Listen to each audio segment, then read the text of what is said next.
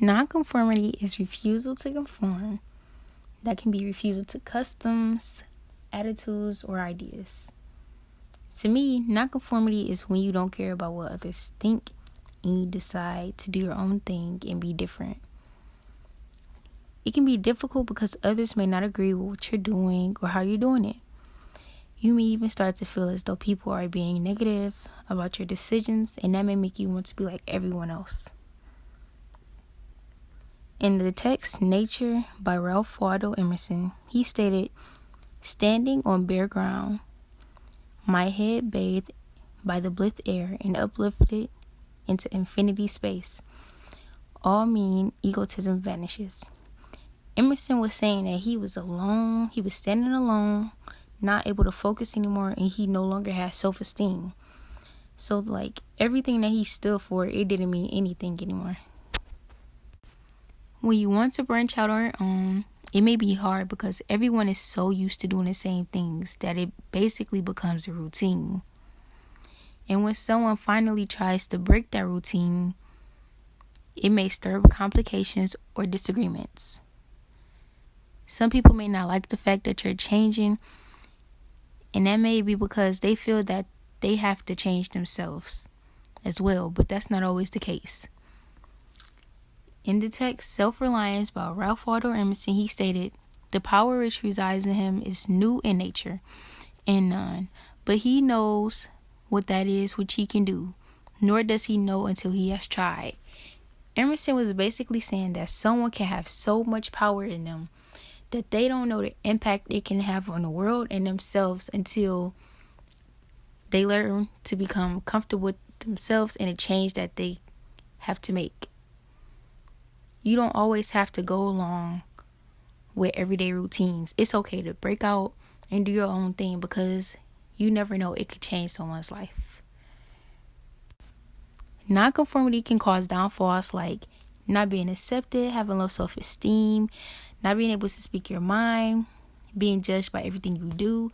But nonconformity can also benefit you by being patient, loving yourself even more than you did before, having an open mind, and being true to yourself. And it also can create a better view on life. In the text Walden by Henry David Thoreau, he stated, "However mean your life is, meet it and live it. Do not shun it and call it hard names. It is not so bad as you are. It looks poorest when you are richest." And in that quote, Thoreau is basically saying that you can't always live lavish in a blink of an eye like the people around you. It takes hard work, and you may actually have to make some changes in your life to get to where you want to be. You can't just say what you want to do and expect it to happen. You have to put in the work and the actions, and in the outcome, you get what you want. The meaning of nonconformity is a failure or refusal to conform to a prevailing rule or practice. There are many examples of nonconformity. One of them is being the Mexican War, a war against Mexicans and Americans who live in Texas, where Texas had to gain their independence, and they gained it by having a rebellion against the government. But Mexico did not want to recognize that. Another example is the Civil Rights Movement, where African Americans had to fight for their equal rights, even though the risk was them getting beaten and tortured. And another example is leaders. Leaders are known for being nonconformists. Rosa Parks refusing to give up her seat on a bus to a white man. Sergeant Truth arguing for women's rights, especially of her being a woman of color. Malcolm X fought against racial segregation, even though the rule was blacks and whites had to be separated at all times. Examples of nonconformity from the two authors, Emerson and Thoreau.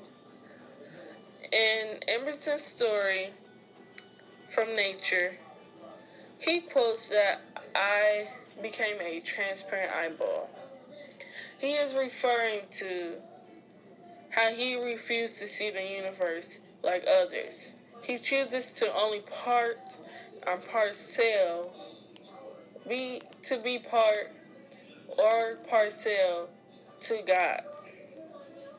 And in his story, Self-Reliance, he is really explaining that people should be themselves and not try to be others. So people deciding to be themselves other than follow the crowd, they're being nonconformists.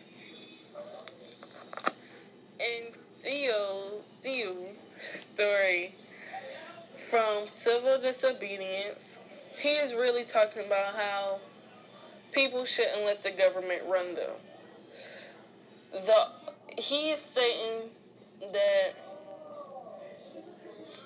people shouldn't let the government take over their lives and that we are the root of the government.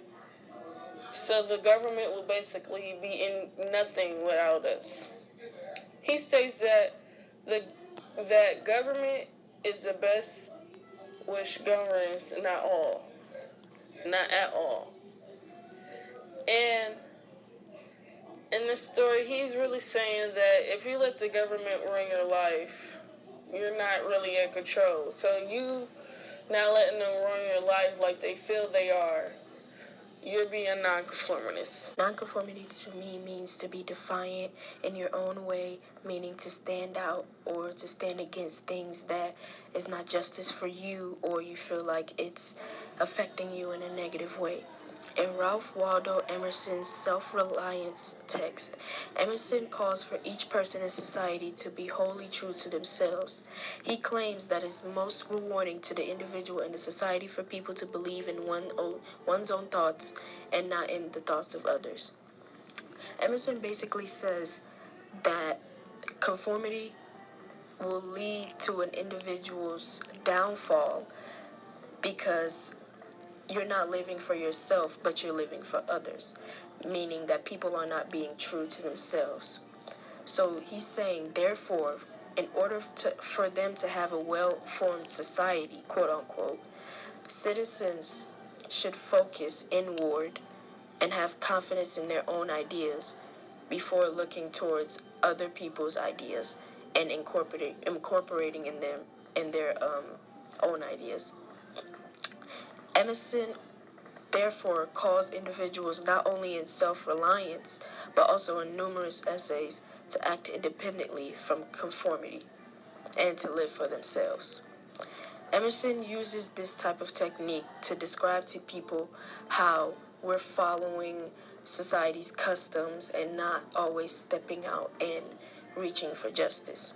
Not to say that nobody has ever not conform to certain rules or standards, but it has happened multiple times throughout history. For example, Rosa Parks, Martin Luther King, Malcolm X. The example Rosa Parks shows nonconformity because the day she decided not to give up her seat. That was a big, huge deal in history because everybody was in complete shock that she stepped out of the quote-unquote norm and decided to stick up for herself and the people around her. Nonconformity can be a very difficult thing to talk about because everybody has different opinions on it, and therefore there is not one specific way to describe nonconformity. Outside people look in and think that nonconformists are negative people who just want to be rebellious and just act out against certain things. But in other ways, the nonconformists are actually people who are sticking up for themselves and sticking up for others. Although there are many risks of nonconformity, there are also huge rewards.